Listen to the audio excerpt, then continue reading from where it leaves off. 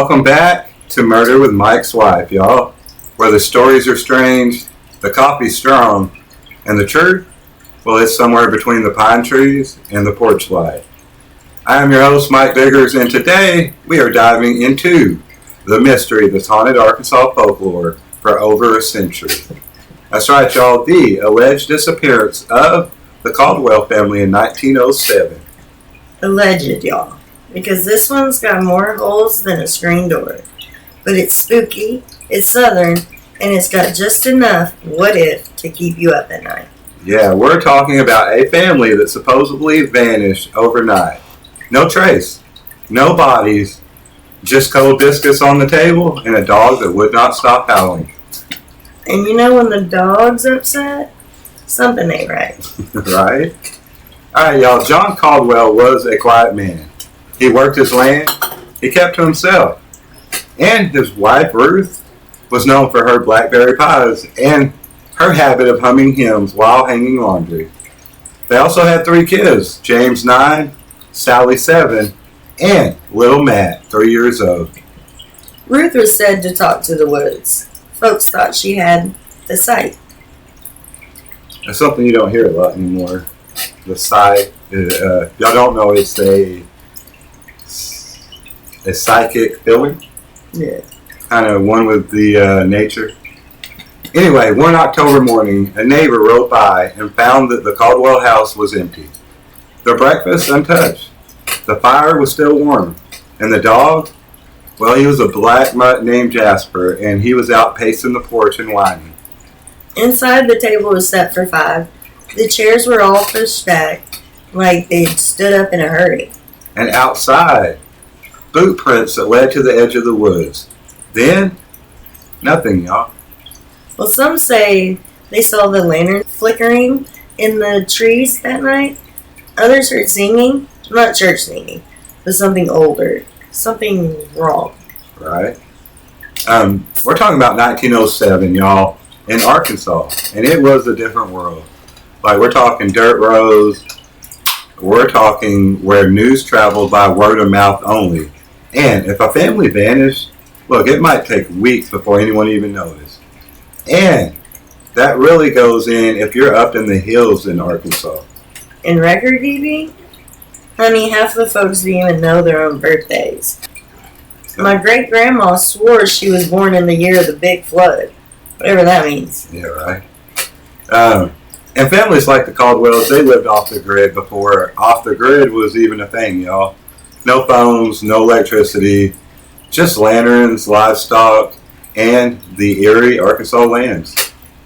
And secrets. Lots of secrets. Definitely. Alright, y'all. Let's break down these theories. First up, government cover-up. There's claims that the Cauldwells saw something that they weren't supposed to. Maybe that was a military test or a secret transport. In 1907, what were they testing? Angry robot chickens with dynamite? Maybe. Then you've got the supernatural angle. Like some would say the family was taken by the Watchers. That would be shadowy figures that roam the woods and steal children. Sounds like the beginning of Pizzagate. Definitely. Who knows how far back Pizzagate goes. Another theory, the family staged their own disappearance. Like maybe they were escaping death. I understand that piling up. Danger. Or even escaping something darker out in those hills. Maybe they just wanted to move to Missouri. That's spooky enough. Go Razorbacks. Alright, y'all, we searched every record we could find. No Cauldwell's disappearance. No missing persons report. Not even any newspaper coverage. Nothing. So it's a ghost story dressed up like a cold case. Exactly. But that doesn't mean it's worthless, y'all. These stories, they tell us something. Something about fear, isolation, and the way we pass down mystery. Alright, y'all. Southern Gothic thrives on the eerie and unexplained. We're talking abandoned houses, family secrets, disappearances that feel half true And the Cauldwell legend, hey, it fits right into that. Let's be honest. We love a good ghost story, especially when it comes with biscuits and a side of gravy. All right, y'all. These stories, they survive because they speak to something deeper. The fear of being forgotten, the mystery of the woods, and the idea that maybe, just maybe, there's more out there than we understand. Hey, y'all. We asked our listeners recently to share their own hometown legends, and we had one write in about a haunted well in Mina. Another swears her great-grandpa vanished for 3 days, and he came back speaking German. Baby, that's just moonshine. He's probably speaking gibberish. He done got that white lightning. All right, y'all. Another listener from Texarkana said her uncle saw a woman in white walking across the train tracks. And then she just vanished. Ghosted. That's just dating in Arkansas, baby. A lot of ghosting going on, huh? Alright, y'all. Before we wrap this up, I want to take a minute to just sit with this story. Not as your co-host, not as your wife, but as someone who's been knee-deep in criminal psychology textbooks and late-night rabbit holes. And let me tell you, this one's got me twisted. I keep thinking about that breakfast table, 5 plates, still warm. That detail messes with me. Because it's not just eerie, it's intimate. It's a moment frozen in time. And whatever happened, it wasn't planned. It was sudden, it was fast, like something came knocking, and they didn't have a choice. And I know we didn't find any records. I know it might be folklore, but even if it's fake, it feels real. Because the fear is real. The isolation, the idea the whole family could vanish and nobody would know for days. That's not just spooky, that's heartbreaking. Exactly.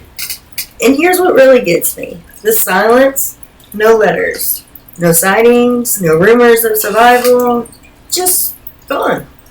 And in psychology, we talk about unresolved trauma and how unknown eats at people more than the truth ever could. This story is the definition of unresolved. Yeah. Now, do I think the government was testing alien chickens in the Ozark? Yes, but probably not. But I do think stories like this survive because they tap into something deep, something we all feel, that fear of being forgotten, that need to be remembered. So whether the Cauldwells were real or not, I'm just glad we told their story, because even legends deserve a voice. And if they're out there somewhere in history or in spirit, I hope they know we're still listening. That's beautiful, babe. Thanks. And that's why Mrs. Shae is part of this now. Alright, y'all. Was the Cauldwell family real? Probably not. But hey, the story, it's alive. And maybe that's the whole point, y'all. Next time, we're digging into a real case. And trust me, this one's got receipts. That's right. Hey, thanks for listening to Murder with Mike's Wife. Stay curious, stay kind, and keep your lanterns lit, y'all.